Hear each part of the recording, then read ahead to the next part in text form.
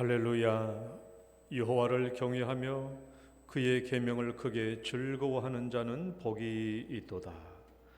그의 후손이 땅에서 강성하며 정직한 자들의 후손에게 복이 있으리로다. 부와 재물이 그의 집에 있으며 그의 공의가 영구히 서 있으리로다. 아멘. 사랑과 은혜가 많으신 하나님 아버지, 오늘도 거룩한 주일에 저희들을 불러주셔서 주님의 귀한 예배자로 축복해 주심을 감사합니다. 성삼위 하나님 이곳에 충만하게 임재하시고 주의 사랑하는 자녀들을 만나주시며 또 이 시간에도 말씀하여 주시고 사랑하는 주의 자녀들을 만져주시고 회복시켜 주시옵소서. 예수님 이름으로 기도드립니다. 아멘. 찬송가 1장입니다.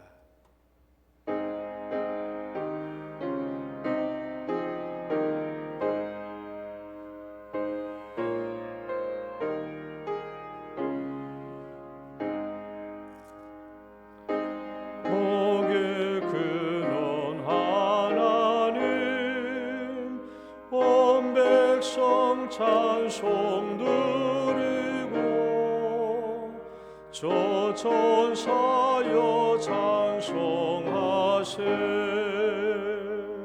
찬송 성부 성자 성령.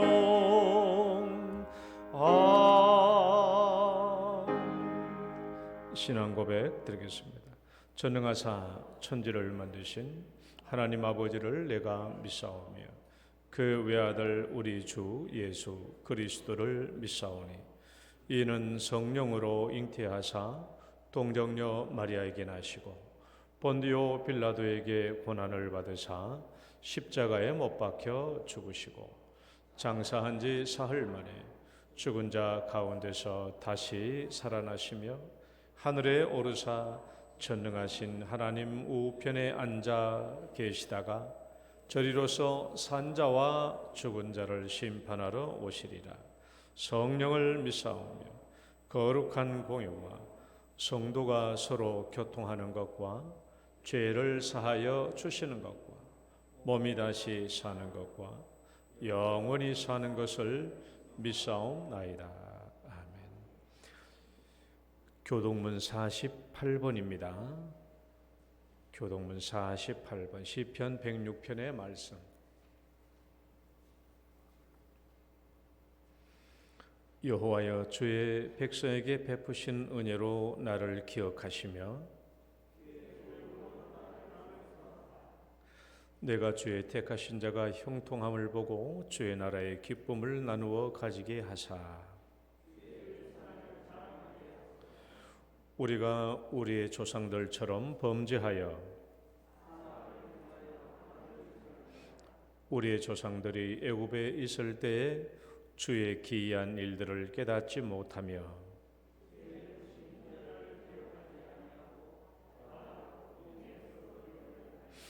그러나 여호와께서는 자기의 이름을 위하여 그들을 구원하셨으니 이에 홍해를 꾸짖으시니 곧 마르니 그들을 인도하여 바다 건너가기를 마치 광야를 지나감 같게 하사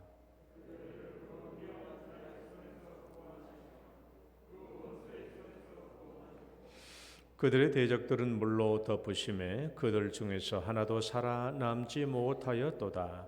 이에 그들이 그의 말씀을 믿고 그를 찬양하는 노래를 불렀도다. 아멘. 앉으셔서 찬송가 246장입니다.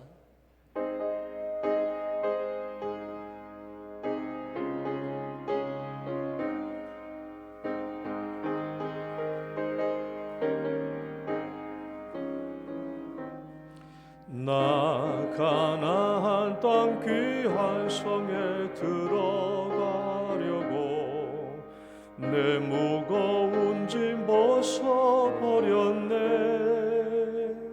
죄 중에 다시 방황할 일 전혀 없으니 저 생명 시냇가에 살겠네.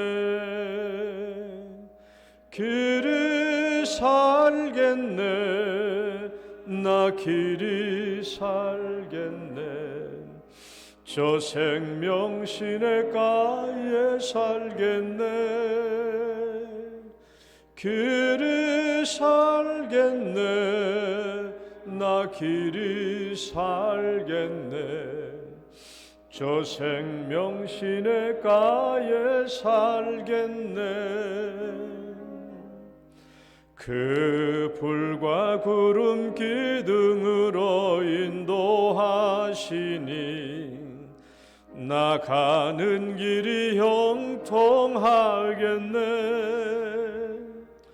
그 요단강을 내가 지금 건넌 후에는 저 생명 시냇가에 살겠네. 길이 살겠네. 나 길이 살겠네. 저 생명 시냇가에 살겠네. 길이 살겠네. 나 길이 살겠네. 저 생명 시냇가에 살겠네. 내 주린 영혼만 나로서 먹여주시니 그 양식 내게 생명 되겠네. 이후로 생명 양식 주와 함께 먹으면 저 생명 시냇가에 살겠네. 길이 살겠네. 나 길이 살겠네. 저 생명 시냇가에 살겠네. 길이 살겠네. 나 길이 살겠네. 저 생명 시냇가에 살겠네. 아멘. 이혁동 장로님 기도 인도하시겠습니다.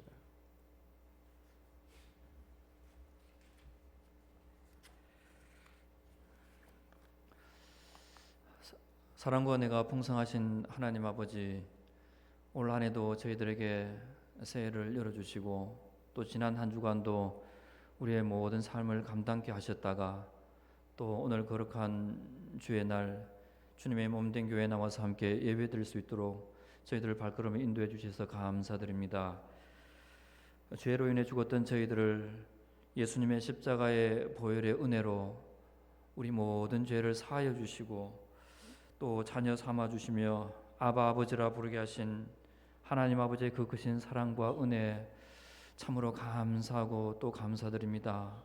그 크신 은혜 우리가 어찌 다 헤아릴 수 있겠습니까? 지난 주간 특별히 신년 말씀 사경을 통해서 아버지의 사랑을 다시 한번 깨닫게 하시고 우리의 믿음과 신앙을 되돌아보게 하시니 감사드립니다. 하나님을 영화롭게 하고 즐거워하는 것이 신앙의 제1된 목적이라고 했습니다. 또 그 나라가 임하기를 소망하며 하나님 아버지를 닮아가라고 하셨습니다. 내 앞에 하나님 외에 다른 신을 두지 말고 마음을 다하고 성품을 다하고 힘을 다하여 내 하나님 여호와를 사랑하라고 말씀하셨습니다. 이것이 신앙의 본질이요 아버지 성도된 우리들이 마땅히 행할 바라고 말씀하셨습니다. 하나님, 이 말씀에 비춰볼 때 이 본질에서 저희들의 믿음과 신앙이 얼마나 많이 벗어나 있는지요. 하나님 아버지의 크신 사랑과 은혜를 잊어버리고 살아갈 때가 참으로 많습니다. 그 사랑을 누리지도 못하고 하나님을 의식하지도 않고 경외하지도 두려워하지도 기뻐하지도 않고 일상을 살아갈 때가 참으로 많았음을 주님 고백합니다. 저희들의 믿음 없음을 주님 용서해 주시고 불쌍히 여기시고 긍휼히 여겨 주시길 주님 간절히 바라고 원합니다. 사도 바울은 성령의 메인바 되어서 예루살렘으로 올라가라고 할 때 결박과 환난이 기다리나 하나님의 은혜의 복음을 증언을 마치기에는 생명을 조금 더 귀하게 여기지 않는다고 했습니다. 하나님 아버지, 저희들도 이 사도 바울의 마음을 본받아서 하나님을 사랑하고 우리의 마음과 입술이 하나님의 이름을 영원하게 하고 즐거워하기를 주님 간절히 바라고 원합니다. 이를 위해서 날마다 주의 말씀 안에 거하게 하시고 또한 기도하고 행함으로 우리의 모든 일상과 삶의 영역에서 하나님의 통치가 임하게 하시고 하나님 나라가 확장되게 하시고 하나님의 영광이 드러나며 증언할 수 있도록 하나님 저희들의 삶을 이끌어 주시옵소서. 또한 주님의 몸된 교회를 위해서 간구합니다.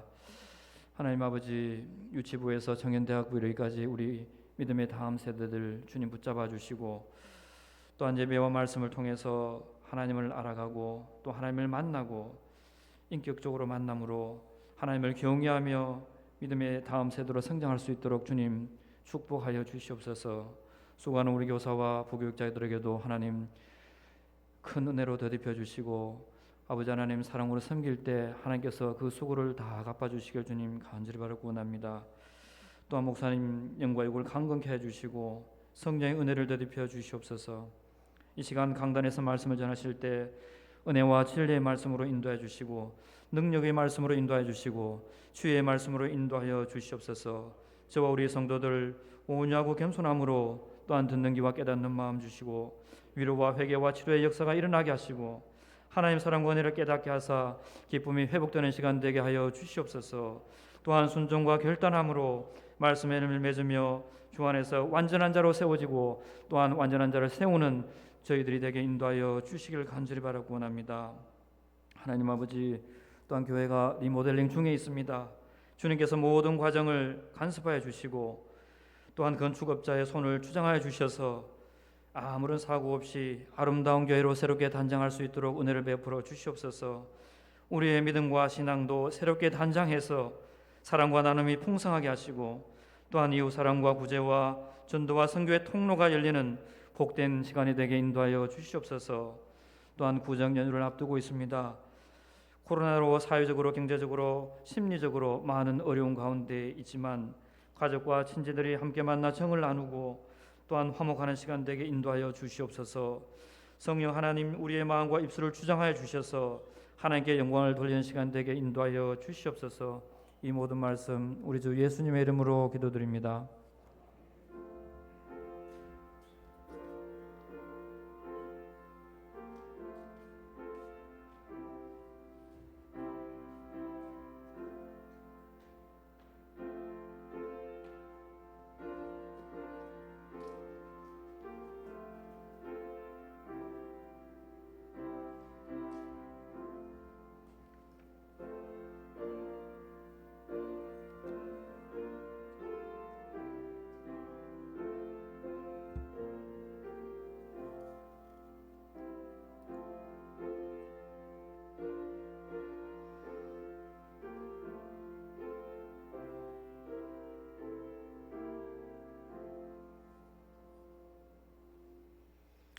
찬양 드리겠습니다. 하나님 한 번도 나를.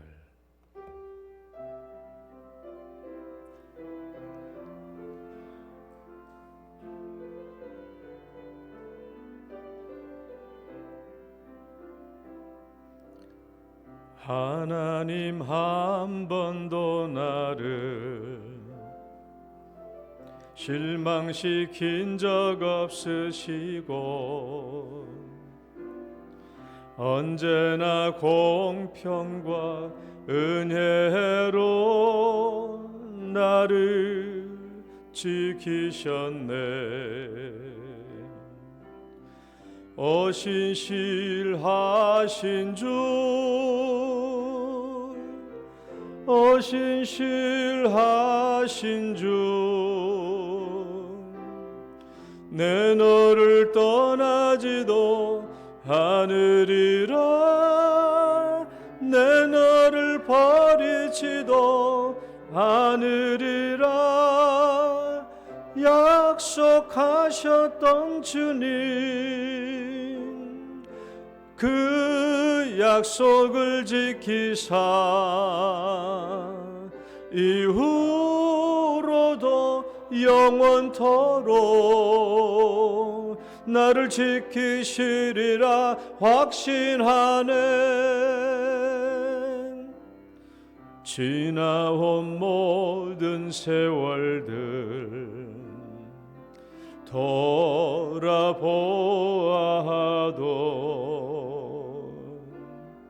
그 어느 것 하나 주의 손길 안 미친 것 전혀 없네.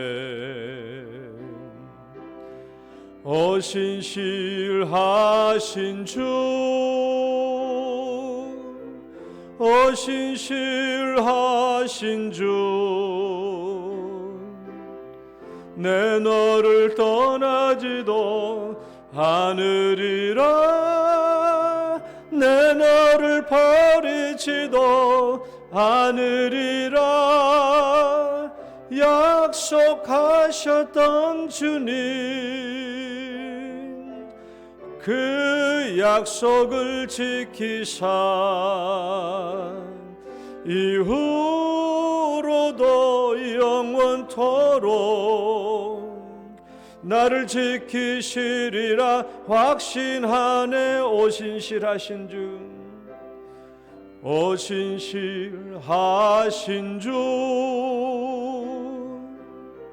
오신실하신 주, 내 너를 떠나지도 않으리라, 내 너를 버리지도 않으리라.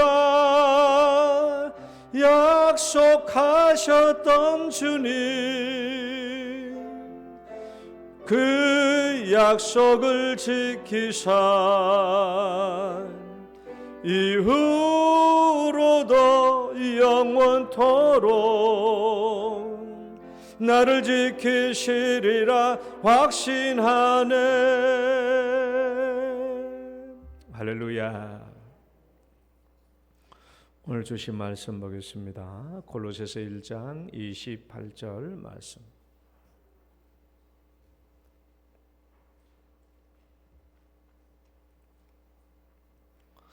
우리 함께 봉독하겠습니다.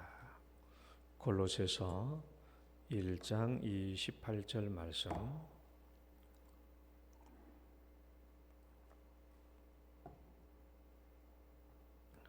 시작. 우리가 그를 전파하여 각 사람을 구원하고 모든 지혜로 각 사람을 가르침은 각 사람을 그리스도 안에서 완전한 자로 세우려 함이니. 아멘. 기도하겠습니다. 하나님 아버지 감사합니다. 오늘도 저희들에게 귀한 주일을 허락해 주셔서 또 하나님의 말씀을 받을 수 있도록 저희들의 축복을 예배해 주시고 또 베풀어 주심을 감사합니다. 이 시간을 통하여 우리가 더욱더 하나님을 닮아가는 귀한 시간 되게 하옵시고, 하나님께서 우리에게 주시는 이 말씀과 같이 나도 내 삶 속에서 내 주변의 모든 사람들을 각 사람으로 대하게 하시고, 그리하여 내 주변에 있는 영혼들도 더욱더 온전하며 완전한 자로 세워지는 놀라운 역사가 있도록 축복하여 주옵소서. 예수님 이름으로 기도드립니다. 아멘. 우리 옆 사람 축복합니다. 잘 오셨습니다. 주의 이름으로 축복합니다.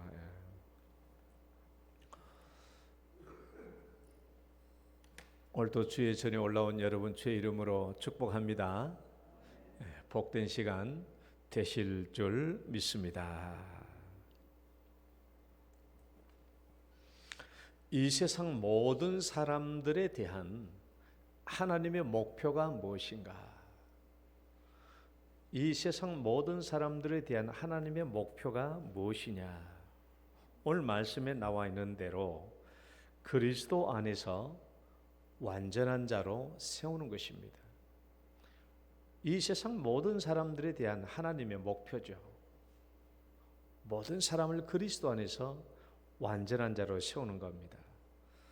우리 본문의 말씀 우리가 봤다시피 예수 그리스도를 전파하고 모든 사람들을 신앙으로 권면하고 모든 지혜로 그들을 가르쳐서 결국 하나님의 사람으로 완전하게 세우는 것입니다. 이게 하나님의 목표죠. 이게 하나님의 목표. 이게 하나님의 목적이기 때문에 사도들에게 이 사명을 주어서 이 사명을 감당케 하셨고, 또 사도들이 죽으면 교회의 지도자들에게 이 사명을 감당하도록 이 일을 주셔서 오늘날 교회 안에서도 우리 성도들을 그리스도 안에서 완전한 자로 세우려고 하는 것입니다. 완전한 자란 한번 읽어볼까요? 완전한 자란. 이게 내가 안 했는갑다. 완전한 자가 뭐라고 그랬어요? 하나님의 형상을 회복하는 거예요. 창조시에 우리를 창조하셨던 하나님의 형상을 회복하는 거예요. 그래서 우리의 실제적인 삶의 현장에서 도덕적으로, 윤리적으로, 성품적으로 하나님의 형상을 실제로 나타내는 삶을 사는 사람이 완전한 자죠. 하나님의 형상을 회복하고 그 하나님의 형상대로 살아가는 거예요. 그게 완전한 자입니다. 그런데 이 목적을 우리가 어떻게 이룰 수 있느냐? 이 목적을 어떻게 이룰 수 있느냐? 오늘 성경 말씀 나와 있는 대로 각 사람으로 대할 때, 집단으로 대하는 게 아닙니다. 여러분, 이 말씀을 각 사람으로 대한다는 이 말씀을 여러분 정말 깊이 묵상해 봐요.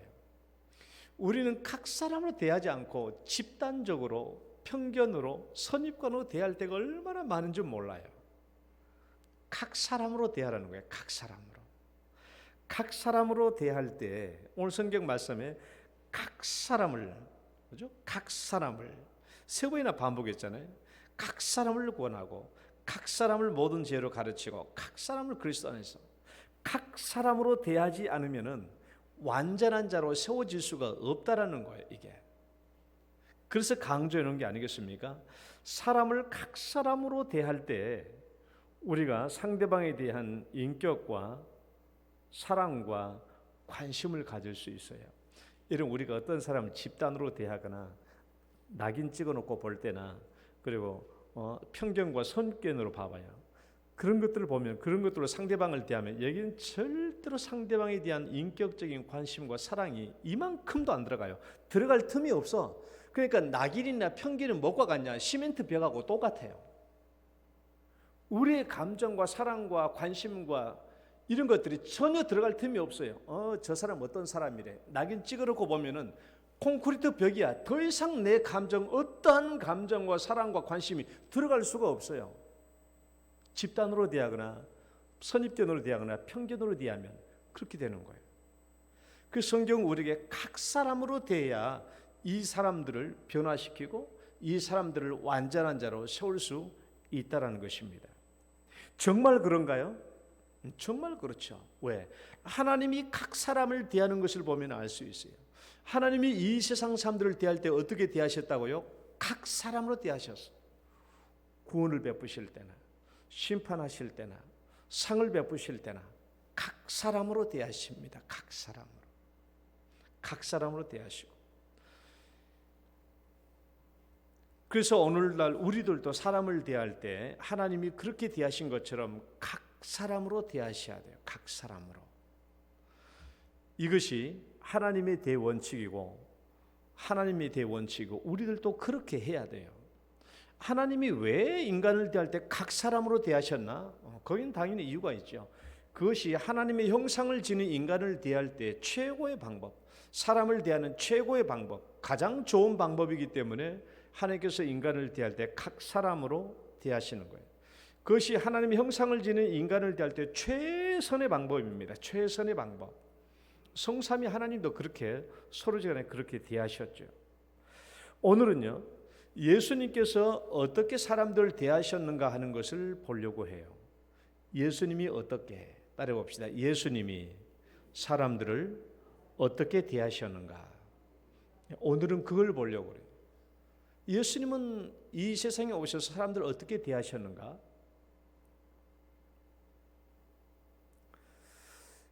예수님이 먼저 이 땅에 오셔서 이제 2번 들어갑니다. 예수님이 이 땅에 오실 때 무엇보다도 각 사람으로 오셨어요.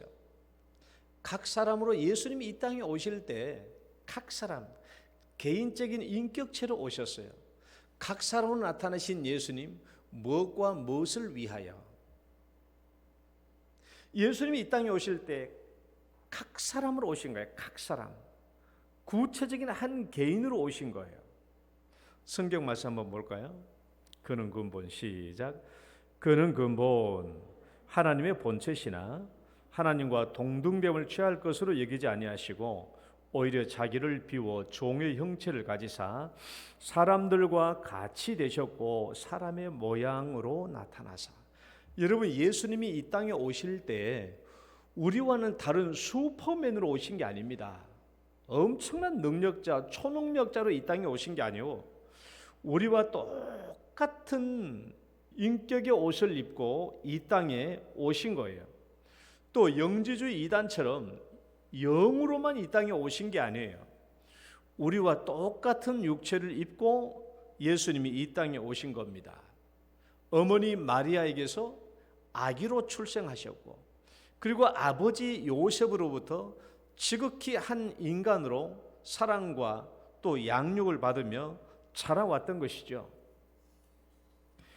그리고 예수님이 공생애를 시작하실 때 역시 지극히 한 개인으로 세례 요한에게 나와서 세례를 받습니다. 세례 받는 모습 봅시다. 이때 예수께서, 시작.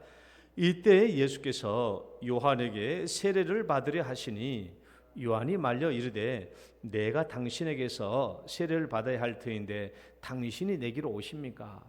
예수께서 대답하여 이르시되 이제 허락하라. 우리가 이와 같이 하여 모든 의를 이루는 것이 마땅하니라. 합당하니라.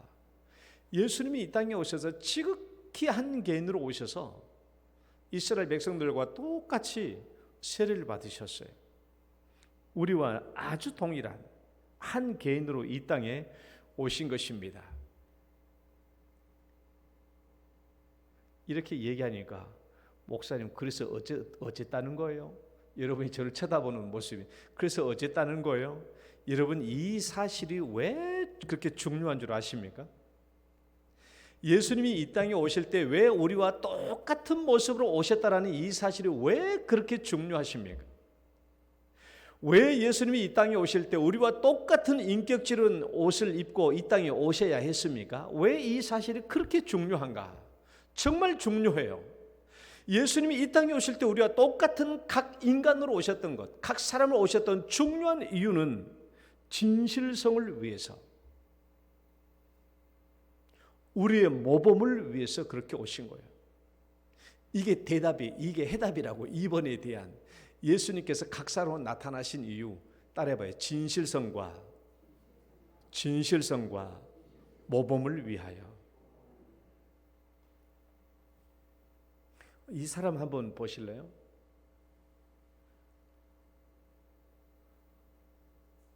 저 사람이 1800년대 1840년에서 1889년까지, 그러니까 49년 동안 살았네요. 저분이 누구냐 그러면 이분 얼굴 좀 계속 비춰놓으세요.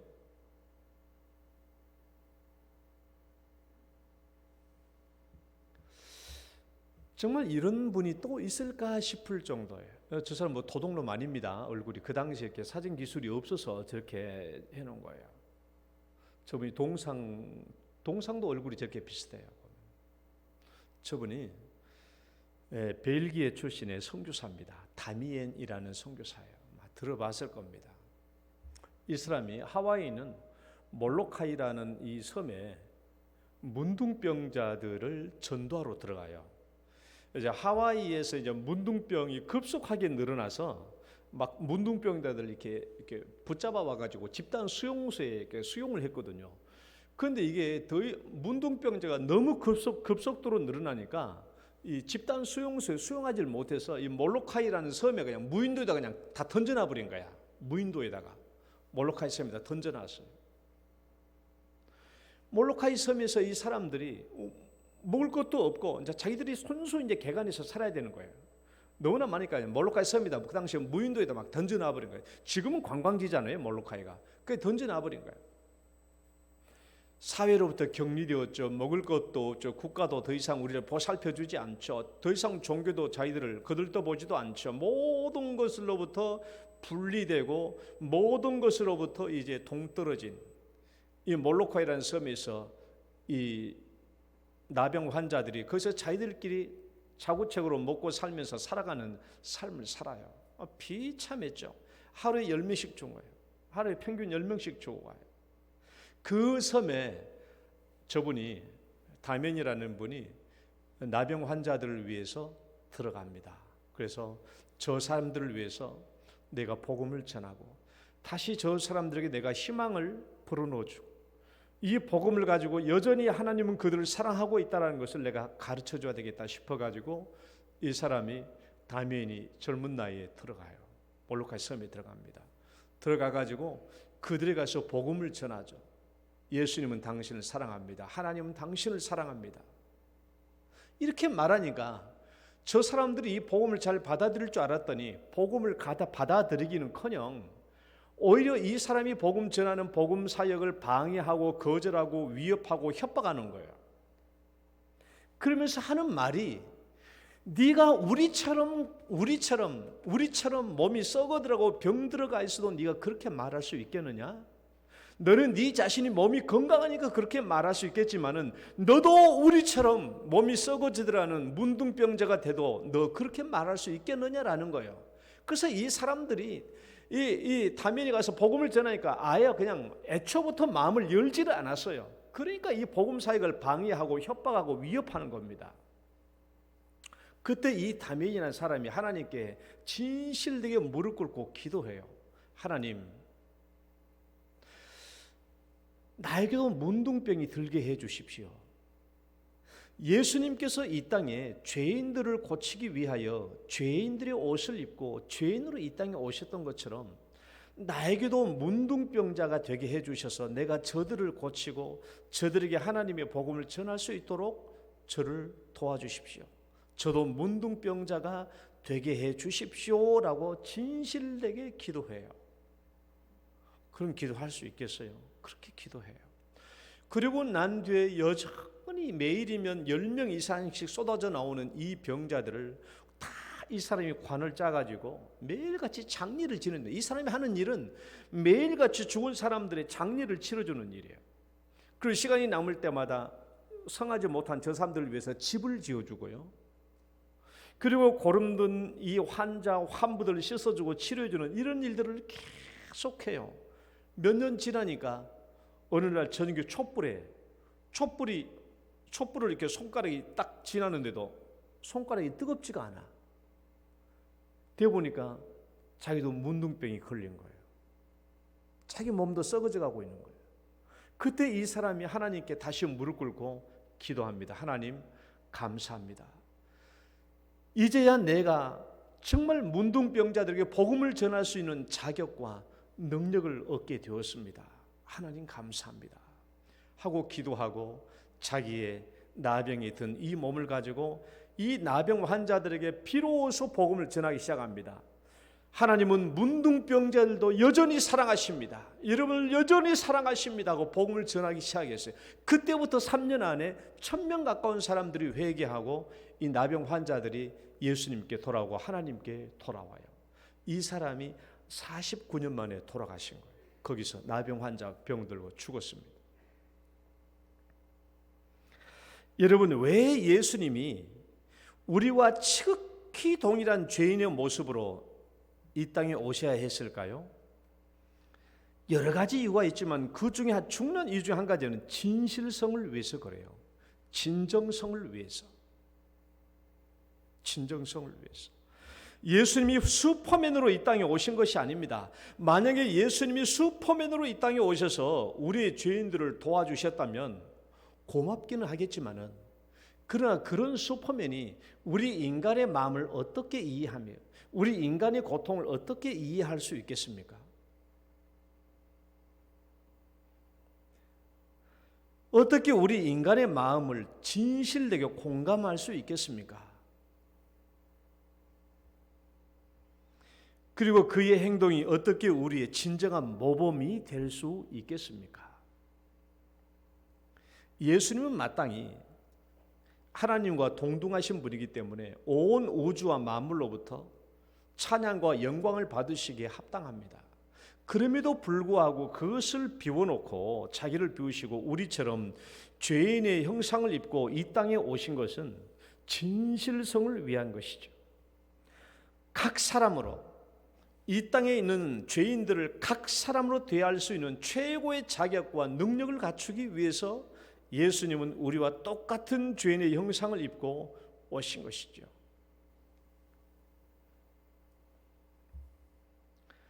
만약 우리와 동일한 모습으로 오지 않으셨다면 어떻게 우리가 예수님의 섬김과 사랑을 참된 것이라고 우리가 받아들일 수 있겠습니까?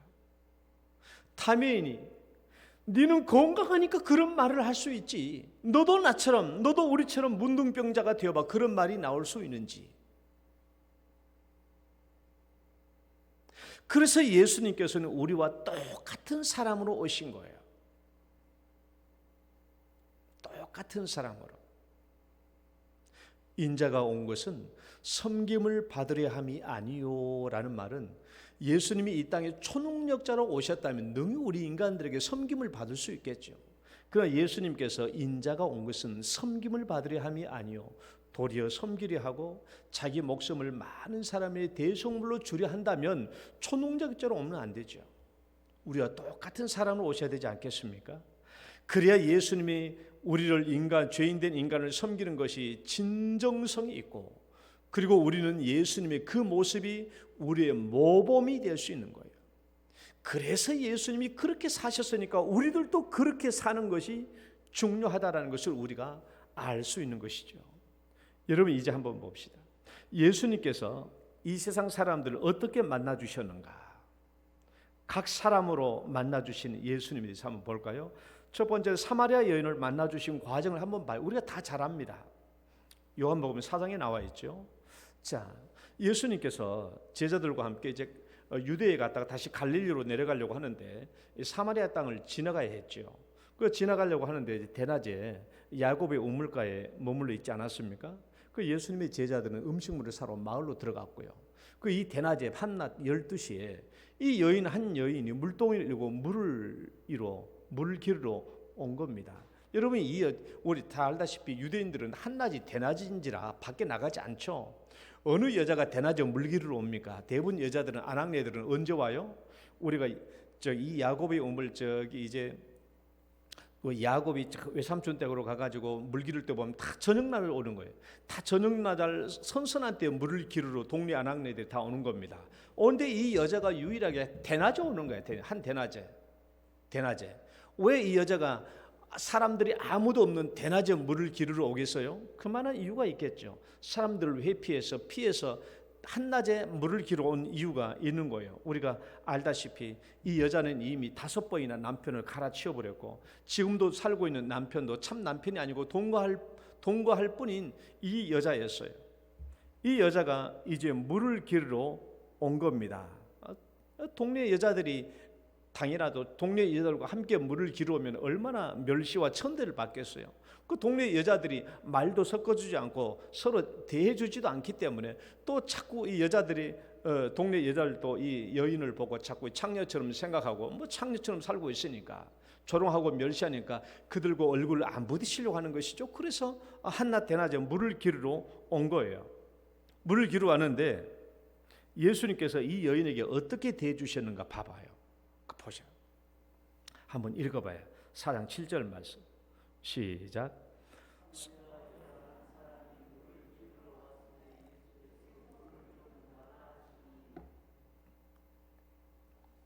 아니 나에게 물을 좀 달라고? 나에게 물을 달라고? 이 여자가 얼마나 놀랬겠어요. 대낮에 물을 기르러 온 여자라고 한다면 어떤 사정이 있는 여자인 것쯤은 대충 알만한데 자기에게 물을 달라고 말을 건넸으니까, 말을 건넸어. 지금 생각해봐요. 사실 이 여자와 대면한 사람은 아무도 없어요. 아무도 말을 안 건네. 도대체 이 여자가 어떤 외간 사람들로부터, 이웃들로부터 대화를 건네받은 적이 언제쯤이었을까? 그렇죠? 사람들이 자기가 대면 안 해주니까 나에게 물 좀 주시오라는 이 말, 이 대화, 이런 대화를 받은 적이 언제쯤이었을까? 얼마나 오래됐겠어요?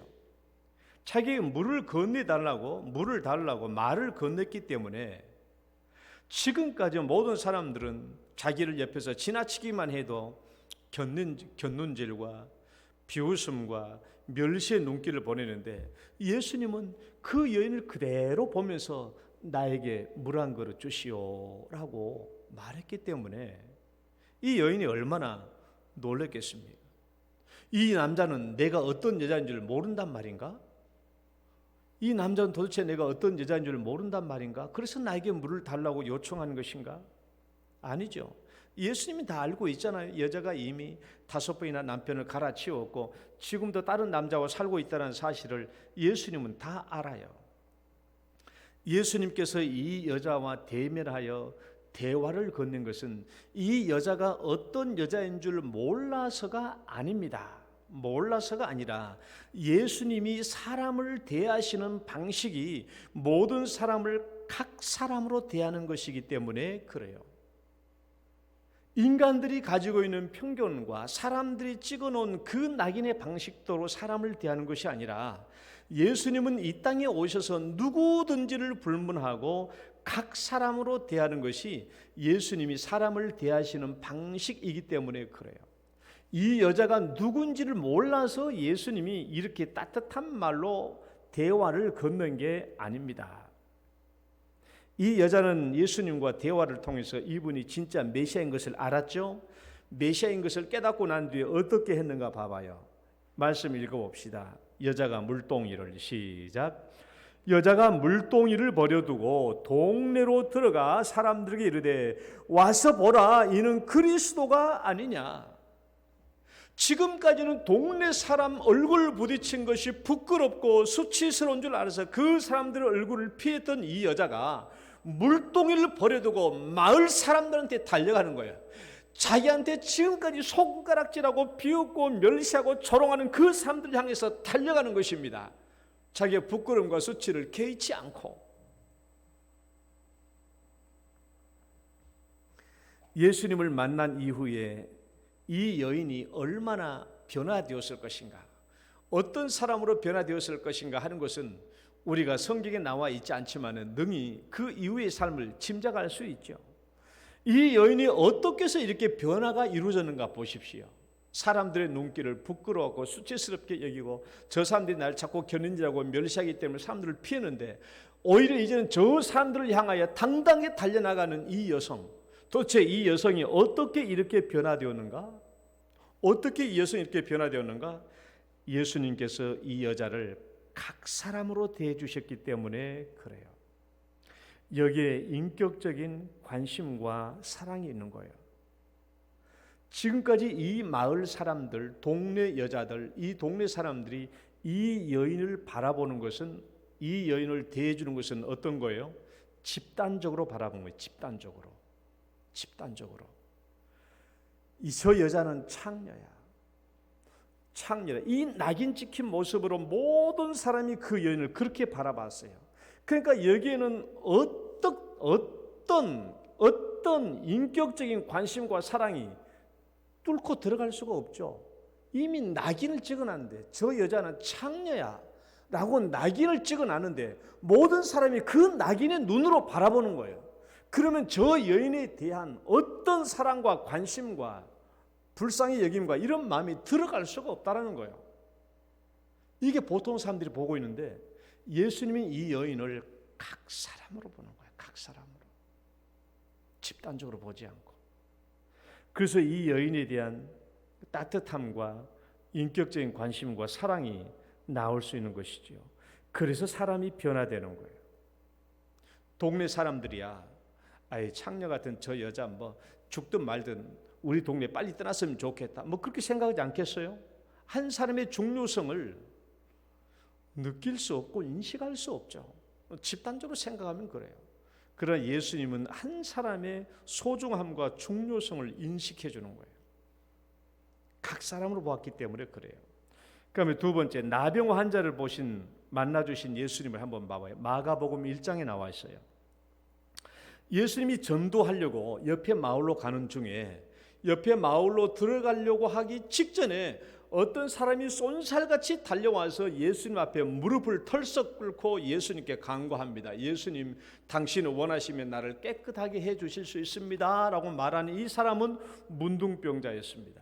여러분 아시죠? 문둥병자는 마을 안에서 살 수 없어요. 지정된 외곽지역에서만 살 수 있습니다. 그러니까 예수님의 저 행차가 마을 안으로 들어가면 자기가 마을 안으로 들어갈 수가 없어요. 그러니까 예수님이 저 마을로 들어가기 직전에 예수님을 만나기 위해서 죽을 힘을 위해서 달려가지 않았겠어요? 와가지고 그 예수 앞에 무릎을 털썩 꿇고 예수님께 구한 겁니다. 예수님, 전 나병 환자입니다. 예수님께서 원하시면 저를 깨끗하게 해주실 수 있습니다라고 예수 앞에 무릎을 꿇은 것이죠. 여러분, 나병 환자들은 율법에 따라서 정상적인 사람들, 일반적인 사람들과 대면할 수가 없어요. 대면하면 죄죠. 그러니까 예수 앞에 털썩 무릎 꿇고 자기를 봐달라고 하는 거예요. 이 율법적으로 보면은 이 사람들은 문둥병자이기 때문에 일반인들과 접촉하면 일반인들도 부정하게 됩니다. 부정하게 되니까 예를 나병 환자들이 길을 가는데 저기서 일반 사람들이 오면 어떻게 해야 돼요? 손으로 윗입술을 가리고, 사람이 저만치 오면 내 윗입술을 가리고 부정하다, 부정하다, 부정하다 라고 3번 외쳐야 되는 거예요. 그래서 저 사람이 내가 나병 환자인 줄 알고 피해서 가는 겁니다. 근데 만약에 어떤 나병 환자가 어떤 사람이 모르고 나병 환자에 나와 접촉했다, 그럼 이 사람이 부정해져요. 부정해지면 그 당시에 이 상대 율법적인 관리에 따라서 제사장한테 가야 돼요. 내가 오늘 나병 환자와 접촉했습니다. 그러면 제사장이 어떻게 처방해줘요? 당신 이제 일주일 동안 자가격리하시오. 일주일 동안 자가격리. 그럼 일주일 뒤에 다시 제사장한테 와야 돼요. 그 제사장이 와서 몸을 다 훑어봅니다. 문둥병이 있는지 없는지. 다 없으면 그때 정한 물을 뿌려서 정결을 해치고 그다음에 일상으로 돌아가죠. 복잡하잖아요. 그러니까 문둥병자를 가까이 하려고 하는 사람이 아무도 없어요. 그런데 예수님이 이 문둥병 환자에게 어떻게 대해줬는가 한번 보세요. 도무지 사람이 마주 대할 수 없는, 마주 대하지 않는 이 사람에 대해서 예수님이 어떻게 대해 주셨나? 사실 가족들조차도 마주 대하지 않았죠. 여러분, 문둥병자들 밥 어떻게 제공해 줘요? 거처지에 있는 걸, 여러분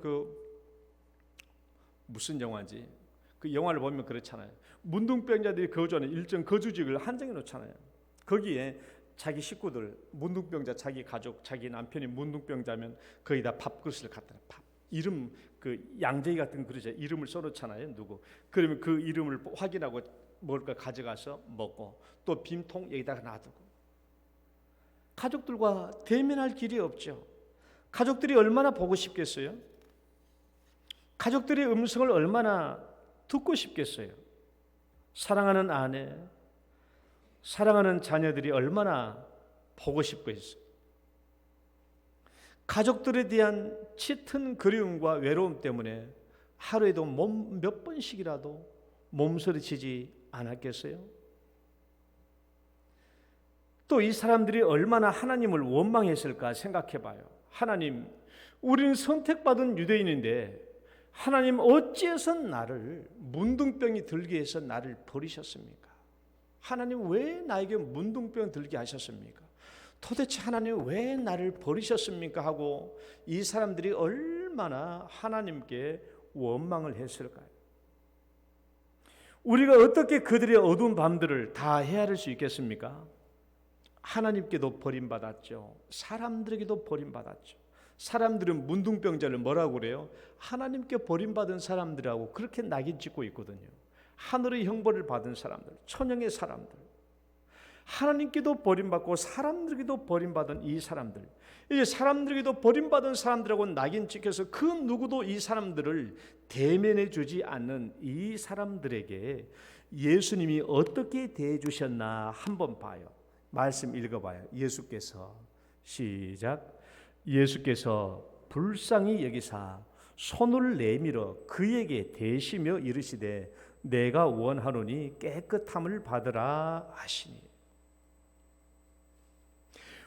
예수님은 먼저 그들을 불쌍히 여겨주셨어요. 이 문둥병 환자를 불쌍히 여겨주셨습니다. 여러분,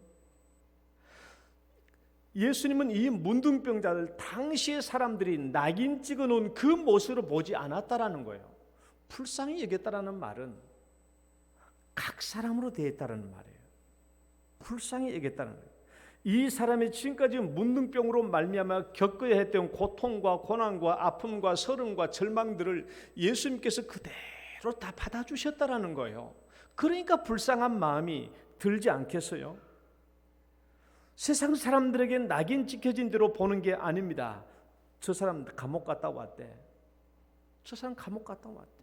저 사람 성범죄자래. 팔팔찌 짠 사람이야.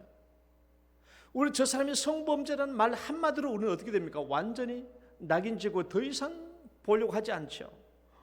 얼마나 우리 주변에 그런 사람들이 많아요. 저 사람은 성범죄야. 저 사람은 동남아 사람들은 저래.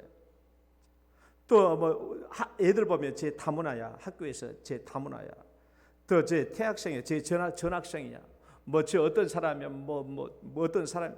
우리가 주변에 얼마나 이런 낙인을 찍어 본 사람들이 많아요.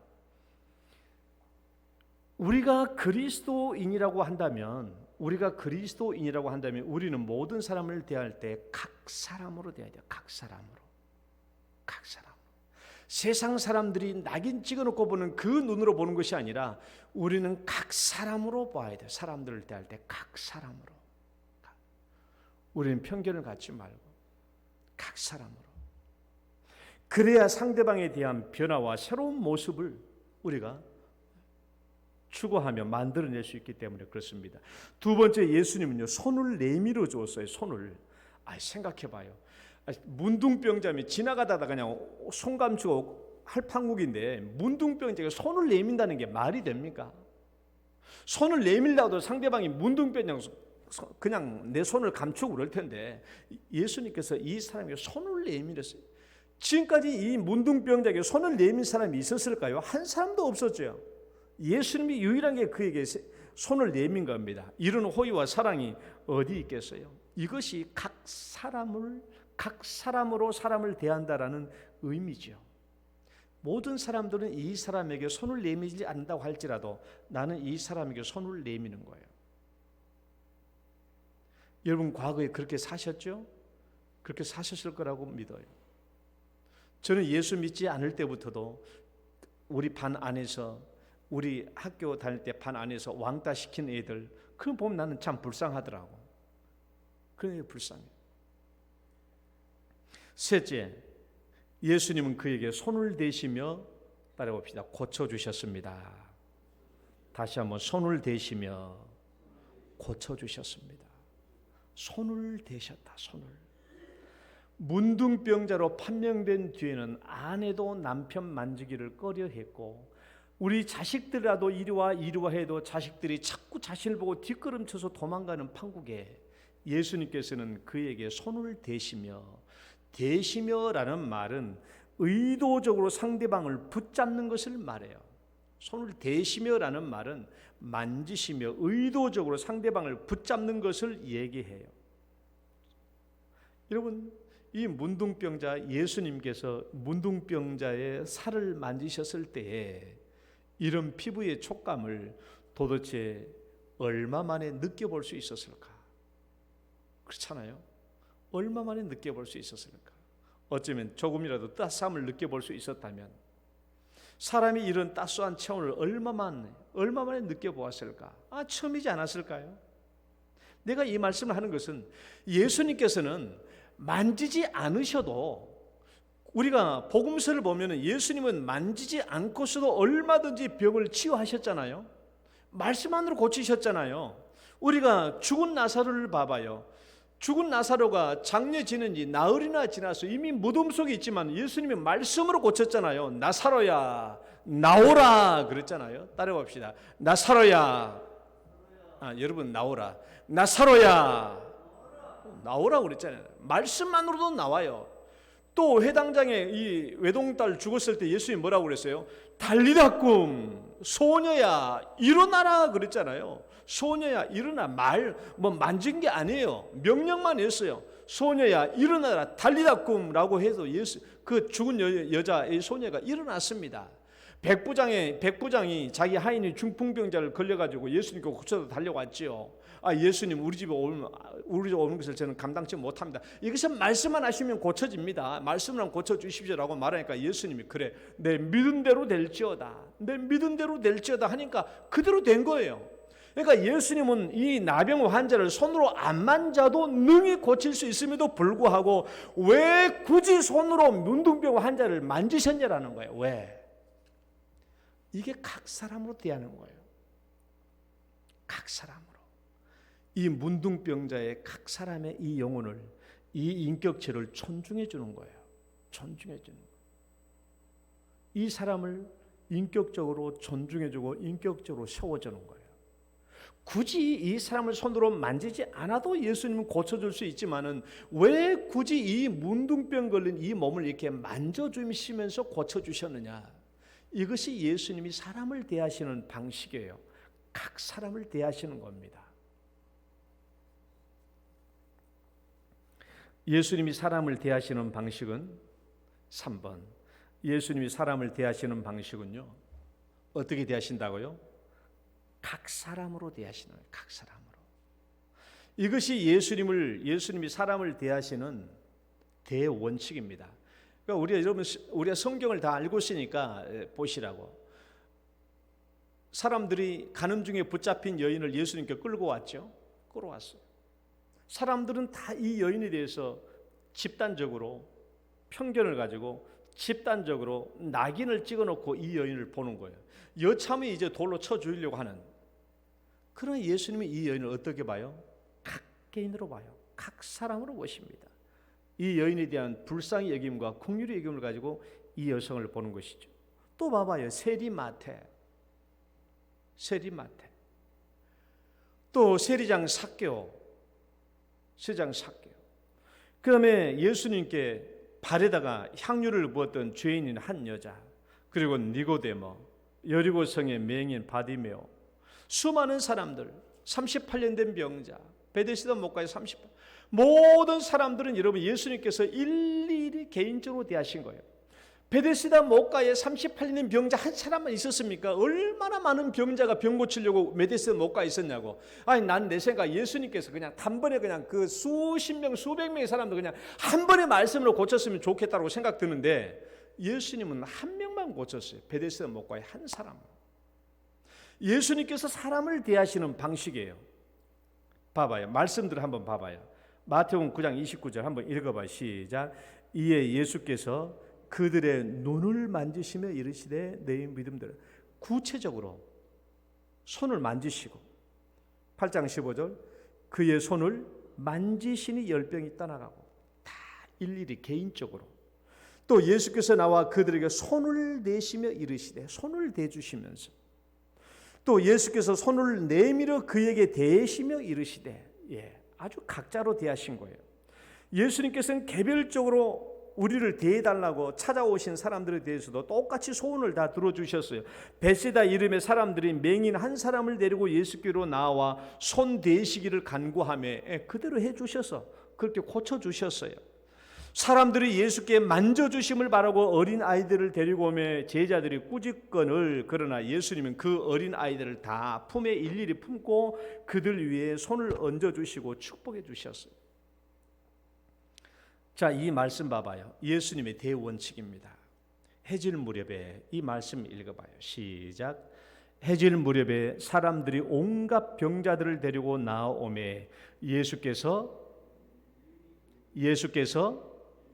다시 한번 예수께서 일일이 그 위에 손을 얹으사 고치셨어요. 오늘날 부흥사처럼 떼거지를 몰려놓고 치유 행사를 벌인 게 아니에요. 각 사람에게 일일이. 이것이 예수님께서 이 땅에 오셔서 사람을 대하시는 대원칙이셨습니다. 인격적인 관심과 사랑이 가는 것이죠. 참된 변화가 거기에 있는 거예요. 참된 변화가. 오늘 말씀의 결론입니다. 자, 봐요.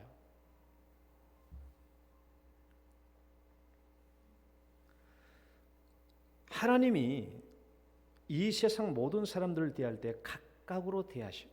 각 사람으로 대하셨다. 그리고 예수님이 이 땅에 오셔서 각 사람으로 대하셨다고 한다면 여러분, 우리가 하나님 앞에서 심판받을 때 어떻게 심판받을까요? 어떻게 심판받을까요? 각 사람으로 대했는가? 각 사람으로 대했는가? 우리 삶에 대한 평가, 심판의 날에 우리의 삶에 대한 평가는요, 내가 각 사람에게 대하였는가? 각 사람에게, 각 사람으로 대하였는가? 그 평가가 우리에게 이루어지지 않겠어요? 아니, 하나님께서 이 세상 모든 사람을 각 사람으로 대하셨고 예수님께서 이 땅에 있는 사람들을 각 사람으로 대해 주심으로 우리에게 모범을 보여주셨다면 우리가 마지막 날에 심판받을 때 우리가 각 사람으로 사람을 대했는가 하는 것으로 심판하시지 않겠느냐고. 그 내용이 마태복음 25장에 나온 내용이에요. 양과 염소의 비유를 통한 심판의 내용이죠. 한번 그 말씀을 읽어볼까요? 그때의 임금이, 시작. 그때의 임금이 그 오른편에 있는 자들에게 이르시되 내 아버지께 복받을 자들이여 나와 창세로부터 너희를 위하여 예비된 나라를 상속받으라. 내가 줄일 때에 너희가 먹을 것을 주었고 목마를 때에 마시게 하였고 나그네 되었을 때 영접하였고 헐벗었을 때 옷을 입혔고 병들었을 때 돌보았고 옥에 갇혔을 때 와서 보았느니라 라고 말합니다. 이 사람들, 하나님께 인정받았, 하나님의 의인이라고 인정받고 평가받은 이 사람들이 이 세상에서 사람들을 어떻게 대했느냐고. 이 사람들이 이 세상에 어떻게 대했길래 이 사람들이 하나님 앞에서 의인이라고 평가받고 천국에 들어가기에 합당한 사람들이라고 인정받은 거예요? 각 사람으로 대했잖아요. 각 사람으로. 구체적으로 각 사람으로 대했잖아요. 어떻게?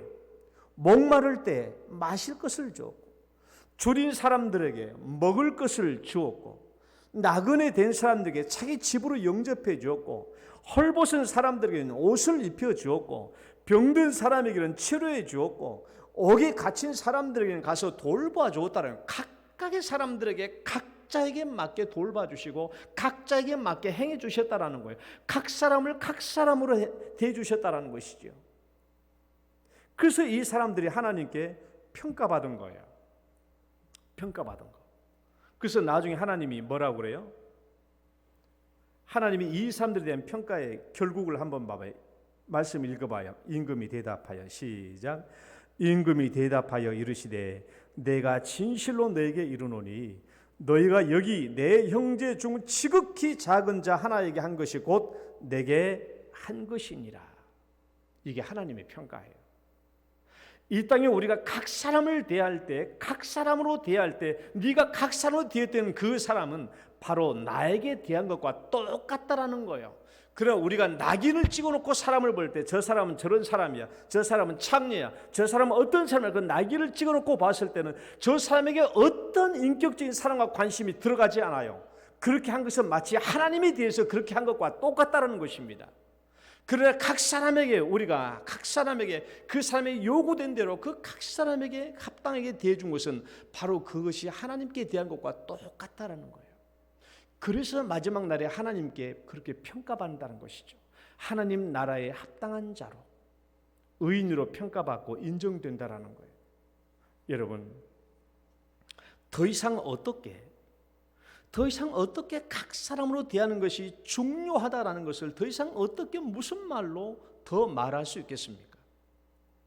하나님이 이 세상에 각 사람으로 대하시고 예수님이 이 땅에 각 사람으로 오셔서 모든 사람을 각 사람으로 대하심으로 우리에게 모범을 보여주셨고 그렇다면 우리가 이 땅에 사는 날 동안 각 사람으로 대하는 것이 마땅하지 않겠습니까? 그리고 마지막 날에 네가 각 사람으로 대하는가 하는 것을 우리의 심판에 평가의 기준이 된다는 것 너무나 당연하죠.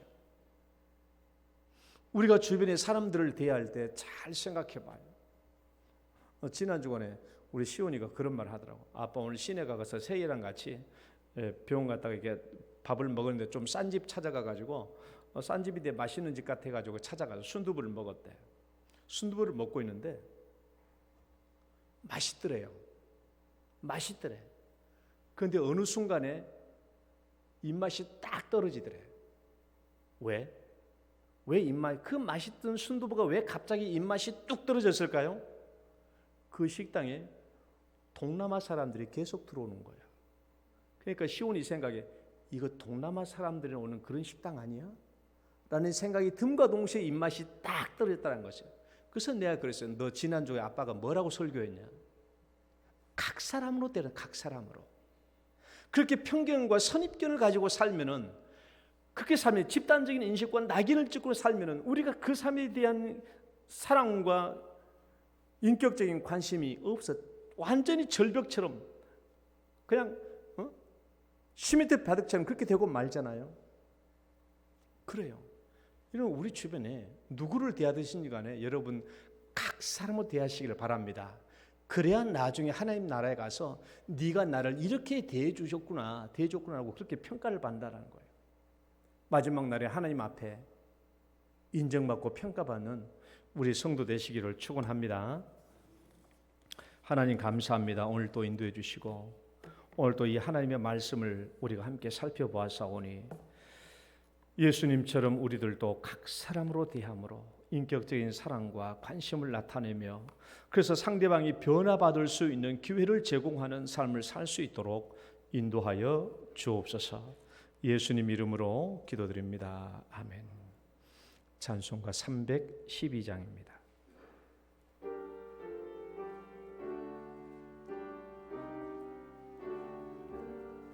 너 하나님께 이끌리어 일평생 주만 바라면 너 어려울 때 힘 주시고 언제나 지켜주시리.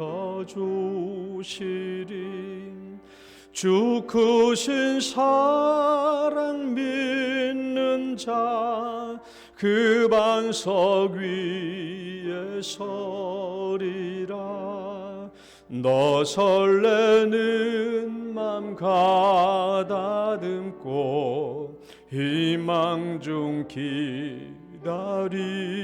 기다리면서 그 은혜로 심주의 뜻과 사랑에 만족하여라. 우리를 불러주신 주 마음에서 원하신다. 주 찬양하고 기도하며 내 본분 힘써 다하라. 주 약속하신 모든 은혜 내게서 이루어지리라. 참되고 의지하는 자 주께서 기억하시리. 아멘. 하나님 감사합니다. 은혜를 베풀어 주시고 하나님 사랑을 베풀어 주시고 또 물질의 복을 베풀어 주셔서 또 저희들에게 오늘 또 이렇게 주 앞에 귀한 예물 드리게 해 주심을 감사합니다.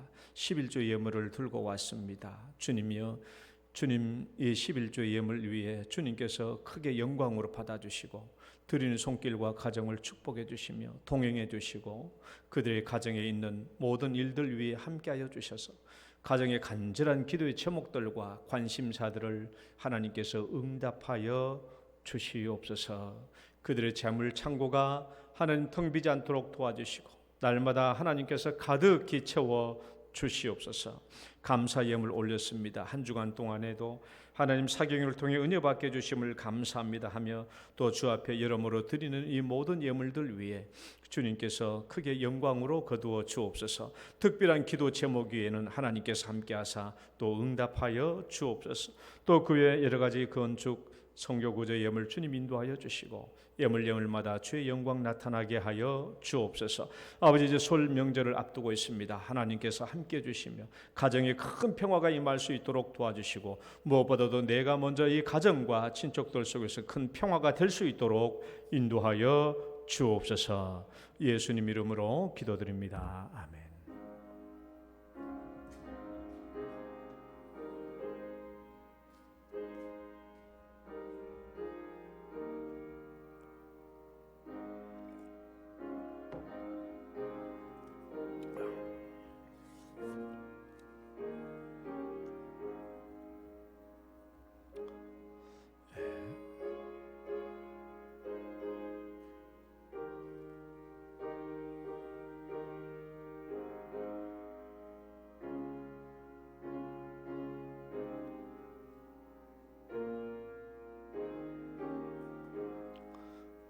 교회 소식 보겠습니다. 지금 코로나19가 되게 많이 확산되고 있는데 조심하시고 또 설 명절 다니실 때도 또 조심해 주시기 바라고요. 주보이다는 이번 주 수요일 예배까지 다 해놨습니다. 예배 상황을 여기 본당 상황을 보고 본당이 이렇게 잘 정돈되어 있으면 그 수요 예배를 드리도록 하고 상황이 바뀌면 우리 카톡으로 제가 광고를 해드리도록 하겠습니다. 리모델링 공사가 계속 중에 있으니까 좀 불편하시더라도 좀 참아주시기 바라고요.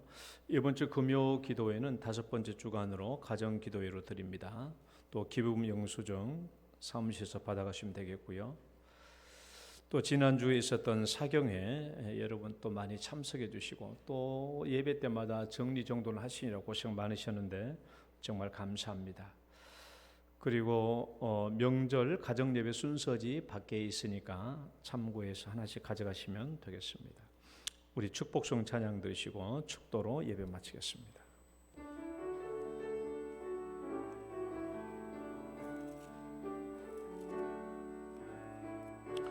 당신은 소중한 사람, 당신은 존귀한 사람, 이 세상에 하나뿐인 당신은 내게 너무나도 소중한 사람.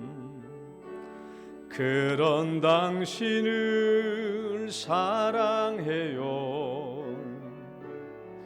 그런 당신을 축복해요. 사랑받기에 합당한 당신을 주의 이름으로 사랑함. 주의 이름으로 축복합니다. 주의 이름으로 축복합니다. 아멘. 이제는 우리를 죄악 가운데서 구원해 주신 우리 구주 예수 그리스도의 은혜와 하나님 아버지의 극진하신 사랑과 성령님의 교통하심이 우리도 예수님처럼 사람을 대할 때 각 사람으로 대하되 진정성을 가지고 대하기를 소원하며 결단하는 사랑하는 성도들 머리 위에 또 그리고 하나님께 평가받을 때 진정성을 가지고 대했다 인정받는 또 천국의 합당한 자로 여김받기를 소원하는 또 사랑하는 모든 성도들 머리 위에 이제로부터 영원토록 함께 있을지어다. 아멘.